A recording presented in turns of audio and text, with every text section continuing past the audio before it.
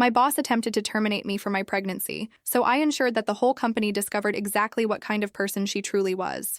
I was 3 months pregnant when Sandra summoned me to her office. She'd served as my supervisor for 2 years at Morrison & Associates, a mid-sized marketing firm where I'd fought my way up from unpaid intern to senior account manager through sheer determination, countless hours of unpaid overtime, and the sort of relentless work ethic that had built my reputation as the department's most dependable closer. "Close the door and take a seat immediately," she instructed without glancing up from her computer, her perfectly manicured fingers tapping across the keyboard with the mechanical precision of someone who prioritized efficiency over any hint of human decency. I eased into the uncomfortable chair opposite her massive mahogany desk, thinking we were going to talk about the Henderson campaign I'd just secured after 6 exhausting months of client meetings, proposal revisions, and competitive presentations. Instead, she pushed a thick manila folder across her desk with my full name printed in bold black letters on the tab like it was evidence in a criminal case. "Your performance has declined significantly over the past several months," she said in that ice-cold tone she usually saved for employees she was planning to systematically dismantle. "We're going to have to end your employment effective immediately." My heart stopped beating for what seemed like an eternity. The words struck me like a physical blow to the chest, completely knocking the air out of my lungs. "What are you even talking about? I just brought in 3 major new clients last month. The Henderson account alone generated over $200,000 in revenue for this quarter, which puts me 15% above my annual target. Your productivity metrics are down 23% from last quarter, according to our comprehensive employee tracking software. You're calling in sick more often than any other employee in the entire department, missing critical project deadlines and failing to meet even the most basic performance expectations that we require from senior-level staff." She finally looked up at me with those cold, calculating gray eyes I'd grown to absolutely despise over the past few months. "And frankly, with your current condition, we need someone who can fully commit to their professional responsibilities without letting personal distractions impact their judgment and productivity." There it was, the real reason behind this ambush. She knew about my pregnancy. I'd only informed HR the week before, carefully adhering to company policy that mandated pregnancy disclosure by the end of the first trimester for insurance and accommodation purposes. I hadn't even started showing yet, just dealing with manageable morning sickness that had made me exactly 15 minutes late on precisely 2 occasions over the past 3 months. Hardly a pattern of chronic tardiness. "Sandra, you absolutely cannot terminate someone for being pregnant. That's explicitly protected under federal employment law, specifically the Pregnancy Discrimination Act." She leaned back in her expensive leather chair and smiled that cold, predatory smile I'd watched her use to systematically destroy other talented women in our office over the years. The same smile she'd used when she'd pushed out Jennifer Martinez, Maria Santos, and Lisa Chen, all for the crime of having reproductive capabilities. "I'm not firing you for being pregnant, Jessica. That would be illegal, and I'm far too smart to expose the company to that kind of liability.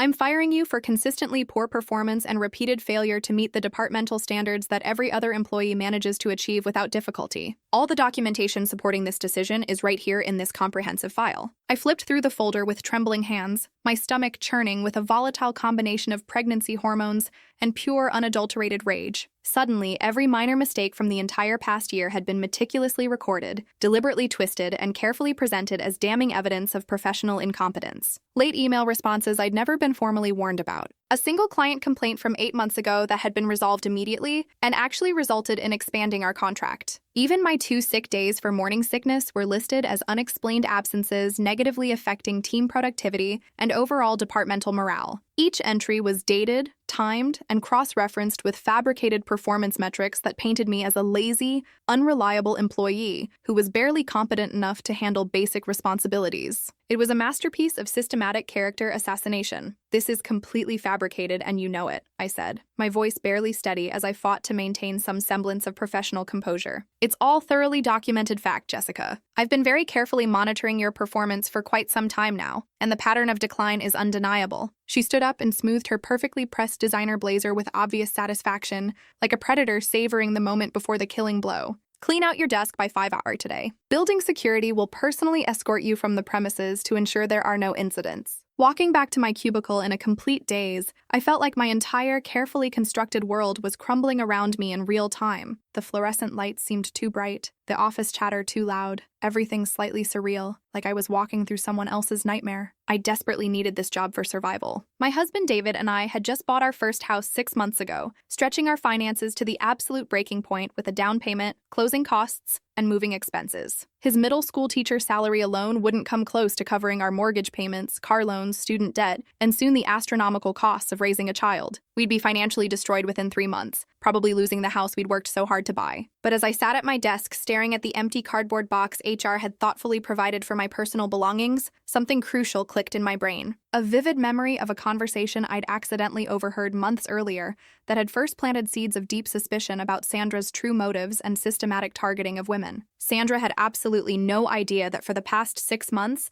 I'd been quietly but methodically documenting her harassment, discrimination, and systematic campaign against every single woman in our department. And I had evidence that would not only save my career, but completely and permanently destroy hers. It all started with Jennifer Martinez, our former top account manager and the woman I'd replaced when she was forced out. Jennifer had been with Morrison & Associates for 5 years, consistently exceeding her sales targets by at least 35% annually. She was brilliant, dedicated, universally respected by clients, and had single-handedly landed some of our biggest accounts. Then she announced her pregnancy during a routine team meeting. I watched Sandra's entire demeanor toward Jennifer change overnight, like someone had flipped a switch in her brain from professional colleague to predatory hunter. Suddenly, Jennifer's innovative ideas in meetings were dismissed as unrealistic and poorly thought out. Her exceptional client relationship skills were criticized as lacking proper professional boundaries. Her legendary time management became a serious concern for overall departmental efficiency. That's when I started paying much closer attention during our weekly team meetings, secretly recording them on my phone's voice memo app whenever Sandra made suspicious comments. Her hostile remarks became increasingly obvious and legally problematic. Jennifer, are you absolutely sure you can handle the Morrison account? It requires extensive travel and long hours, and with your current situation, maybe someone with fewer distractions should take the lead. I'm genuinely concerned about your focus lately, Jennifer. Planning for a baby can be incredibly distracting from work responsibilities, and our clients deserve our complete attention. We need team members who can commit 100% of their energy to their professional obligations. No divided loyalties or competing priorities. When Jennifer went on her legally protected maternity leave, Sandra immediately reassigned all her major accounts to male colleagues, claiming they needed stability and continuity during her absence. She also restructured Jennifer's commission structure so that she'd lose money on deals she'd spent months developing before her leave. Jennifer returned from maternity leave to find her corner office moved to a windowless room next to the server closet. Her workload cut in half and her biggest clients already comfortable with their new account managers. She lasted exactly 3 weeks before she quit in frustration and desperation. During her exit interview, Jennifer mentioned Sandra's discriminatory treatment, but HR dismissed her concerns as typical adjustment difficulties after extended leave and possible postpartum emotional sensitivity. That's when I realized Sandra had done this before, multiple times, and she was already planning to do it again. Next came Maria Santos, our rising star in digital marketing who had revolutionized our entire social media strategy. Maria had been fast-tracked for promotion to associate director after bringing in 5 major clients in her first year and increasing our online engagement by over 200%.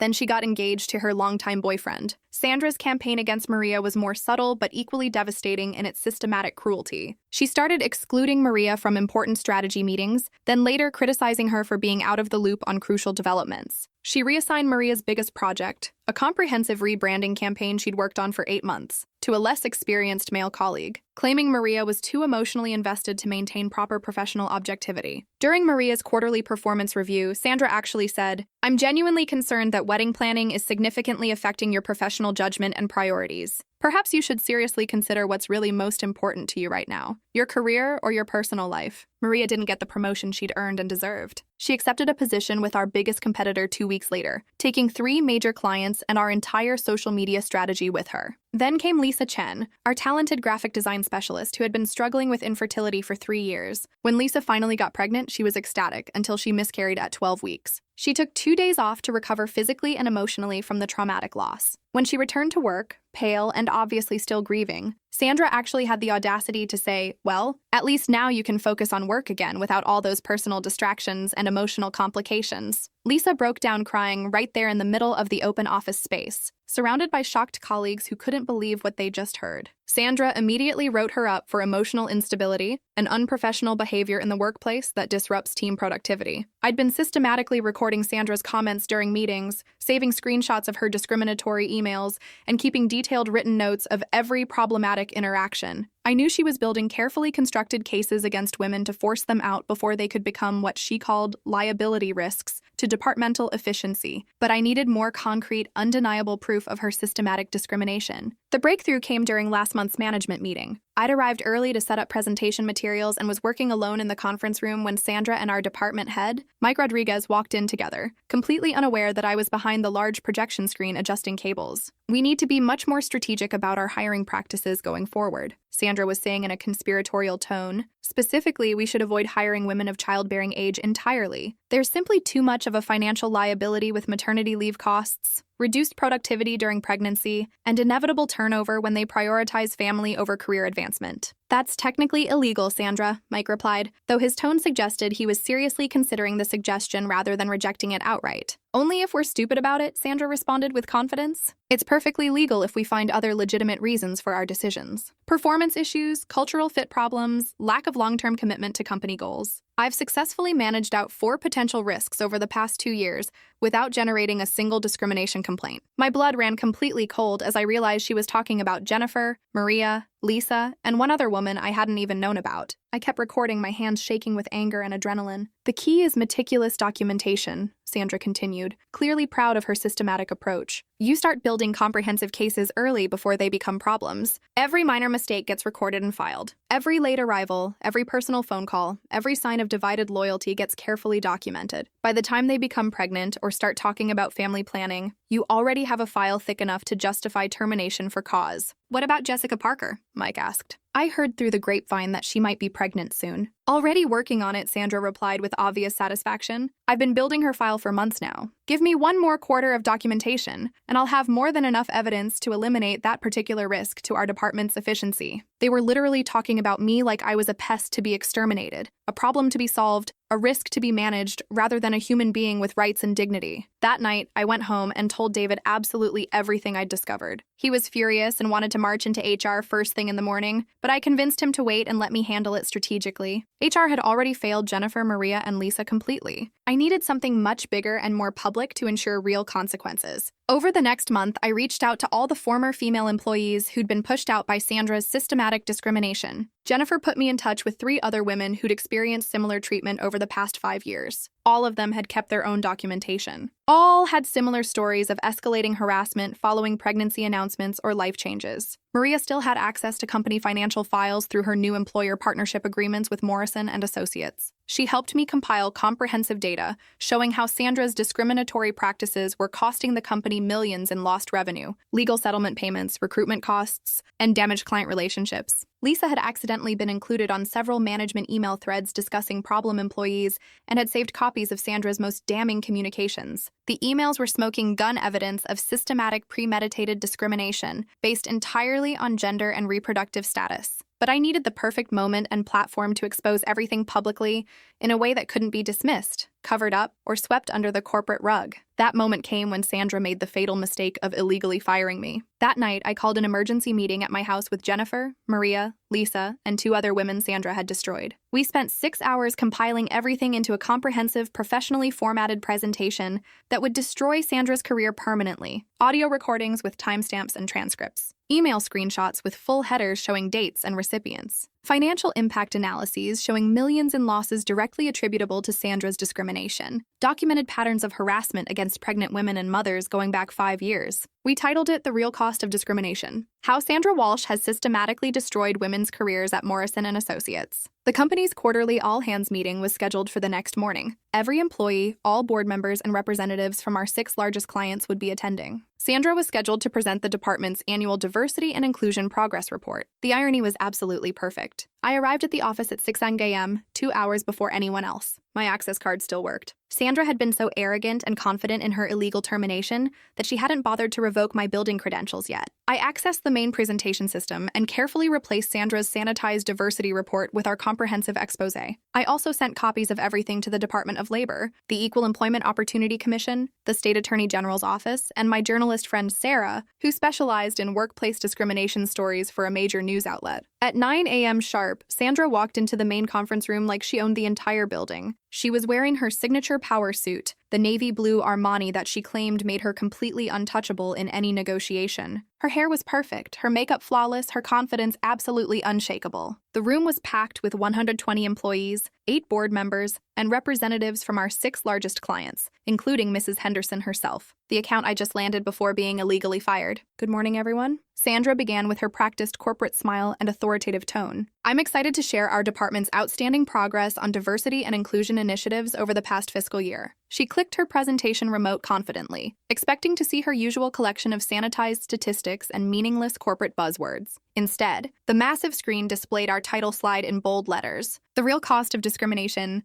how Sandra Walsh has systematically destroyed women's careers at Morrison & Associates. Her face went completely white, then flushed red as the blood rushed to her cheeks. She clicked frantically at her remote, but our presentation continued automatically on a preset timer. The second slide showed a direct quote with accompanying audio. Sandra Walsh, department head: "We should avoid hiring women of childbearing age entirely. There's simply too much of a financial liability with maternity leave costs, reduced productivity during pregnancy, and inevitable turnover." Uncomfortable murmurs started rippling through the room like wildfire. Several board members leaned forward in their chairs, their expressions shifting from polite attention to alarmed concern. The third slide displayed a damning email screenshot where Sandra had written to HR, "Continue comprehensive documentation of Jennifer Martinez's minor infractions and performance issues. Her upcoming maternity leave will disrupt team dynamics and client relationships significantly. We need substantial grounds for restructuring her position upon return." Sandra lunged desperately toward the laptop controlling the presentation, but I was ready for exactly that reaction. "I think everyone should hear Sandra's honest thoughts about pregnant employees," I said clearly, my voice carrying across the suddenly silent room with perfect clarity. The high-quality audio system played yesterday's recorded conversation in crystal clear detail. Sandra's voice saying, "And frankly, with your current condition, we need someone who can fully commit to their professional responsibilities without allowing personal distractions to affect their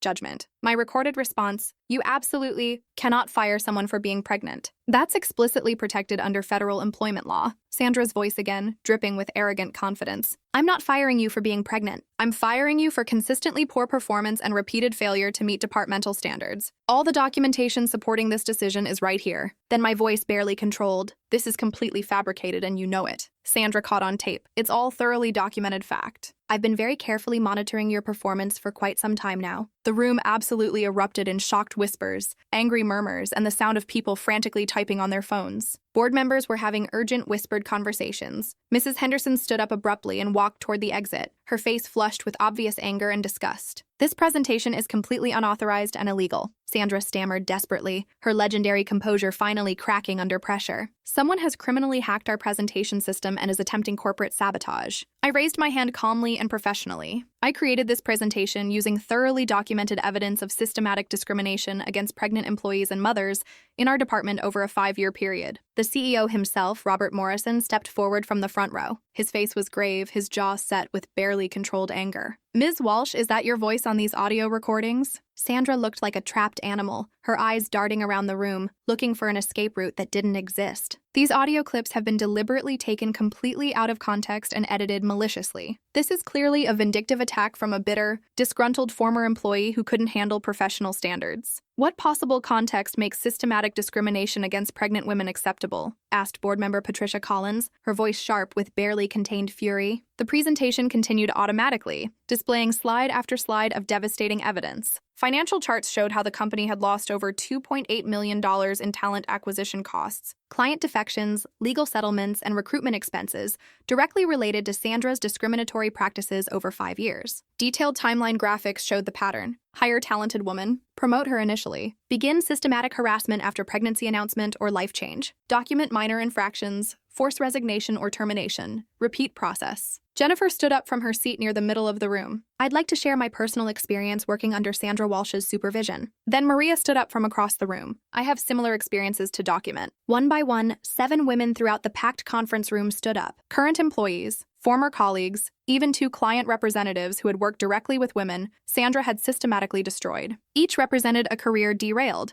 a family disrupted, a dream deferred by Sandra's calculated cruelty. According to our comprehensive financial analysis, I announced clearly, Morrison & Associates currently faces potential discrimination lawsuits totaling $47 million in direct claims. This figure doesn't include the incalculable cost to our professional reputation, client relationships, and future recruitment efforts. Mr. Morrison looked physically ill. I could practically practically see him calculating how the company's stock price would plummet when this story hit social media and the business press within hours. "Sandra, report to my office immediately," he said in a voice that could cut through steel. "This is nothing but a carefully coordinated witch hunt," Sandra protested desperately, her voice rising to near hysteria. A group of bitter, unsuccessful women who couldn't handle the demands of professional excellence and accountability. "Ms. Walsh?" Patricia Collins interrupted with ice-cold authority. "We've heard more than enough evidence. Security will escort you from the building immediately." As two professional security guards approached Sandra from either side, she turned to glare at me with pure, undiluted hatred. "You'll never work in this industry again," she hissed venomously. "I'll make absolutely sure of that." I smiled back calmly, feeling a sense of peace I hadn't experienced in months. "I don't think you'll be in any position to make those kinds of threats." Sandra was terminated within 2 hours. The company issued a comprehensive public apology, announced sweeping policy changes, including mandatory anti-discrimination training for all management, and established an independent review committee to examine all female employee departures over the past 5 years. They offered me Sandra's exact position with a 45% salary increase, comprehensive maternity benefits, flexible work arrangements, and a formal public apology. But I had completely different plans. That same afternoon, my phone started ringing constantly with job offers. Mrs. Henderson called first. "Jessica, I was incredibly impressed by your presentation today. Your integrity, professional skills, and courage are exactly what Henderson Industries needs. Would you consider joining us as our new Director of Marketing and Client Relations?" The offer was extraordinary. $40,000 more than Sandra's salary, complete remote work flexibility, 6 months paid maternity leave, comprehensive health benefits, and a signing bonus that would cover my mortgage payments for an entire year. By the end of that week, I'd received 12 serious job offers from companies who had witnessed Sandra's public destruction and wanted to hire someone with the proven courage to stand up against systematic discrimination. 6 other women from our department also received multiple offers from employers who specifically wanted to hire people with demonstrated integrity and backbone. Jennifer landed her absolute dream job at a progressive marketing firm that actively promotes work-life balance and has never had a single discrimination complaint in their 15-year history. Maria became VP of Marketing at an innovative startup that provides equity stakes to all employees regardless of gender, family status, or personal circumstances. Lisa started her own successful design consultancy and landed 4 major clients within her first month of operation. Sandra, meanwhile, was fired from her next position within 3 weeks when her new employer discovered the Morrison incident through a simple Google search. Word travels incredibly fast in our interconnected industry, especially when it involves federal discrimination violations and viral social media coverage. The Department of Labor launched a comprehensive investigation into Morrison and Associates' historical employment practices. The EEOC filed formal discrimination charges. My journalist friend Sarah published a detailed expose that went viral across social media platforms and prompted congressional hearings on pregnancy discrimination in corporate America. Sandra became the national poster child for everything wrong with workplace discrimination against women. Her LinkedIn profile disappeared completely. Her professional associations revoked her memberships. She couldn't get hired as a junior marketing coordinator at companies where she'd once been seriously considered for senior executive positions. Within 6 months, I heard through industry contacts that she was working retail at a department store, completely blacklisted from marketing and unable to find any professional employment. 3 months after the presentation, I was settled into my beautiful home office, 6 months pregnant, and leading my new company's most successful product launch in their 20-year history. My morning sickness had finally passed completely, and I was thriving in an environment that valued my contributions rather than viewing my pregnancy as a liability to be managed. My phone buzzed with a text from Jennifer. Guess who I saw working as a cashier at Target yesterday? Karma is absolutely beautiful sometimes. But the best part wasn't Sandra's complete professional destruction, though that was deeply satisfying. The best part was knowing that my daughter would grow up in a world where women like me don't stay silent when faced with systematic injustice. She'll know that sometimes fighting back isn't just about protecting yourself. It's about protecting every woman who comes after you. Morrison and Associates implemented the strongest anti-discrimination policies in their entire industry. They hired a chief diversity officer with real authority, established a $2 million fund for women's professional development, and became a widely recognized model for how companies should treat pregnant employees and working mothers. My story was featured in Harvard Business Review as a detailed case study in effective whistleblowing strategies. I was invited to speak at conferences about workplace discrimination. The presentation that completely destroyed Sandra's career became a template that other women successfully used to expose discrimination at their own companies across the country. But the most important victory happened 9 months later when I gave birth to my perfectly healthy daughter, Emma Rose. I was holding her in my hospital room, exhausted but euphoric, when David showed me the latest news. Sandra had been arrested for falsifying employment records at her retail job, a desperate attempt to hide her discrimination history that backfired spectacularly. and resulted in criminal charges. She's going to grow up knowing her mom is a fighter who never backs down, David said softly, kissing Emma's tiny forehead with infinite tenderness. Sandra thought pregnancy made me vulnerable and easy to eliminate. Instead, it made me fierce enough to take down a systematic predator who had been destroying women's careers for years without consequences. My daughter will never know a world where pregnancy discrimination goes unchallenged or unpunished. Every time Emma kicks during my stories about standing up to workplace bullies, I'm convinced she approves of her mom's choices and fighting spirit. Sandra Walsh learned far too late that underestimating a pregnant woman's determination, intelligence, and capacity for strategic revenge is the biggest mistake any workplace predator can possibly make. The last I heard, she was still working retail and living in a studio apartment, completely unable to rebuild her professional reputation. Meanwhile, I'm raising my daughter in the house we almost lost, working for a company that values integrity, and speaking at conferences about fighting discrimination. Sometimes justice takes time, but it's always worth the wait.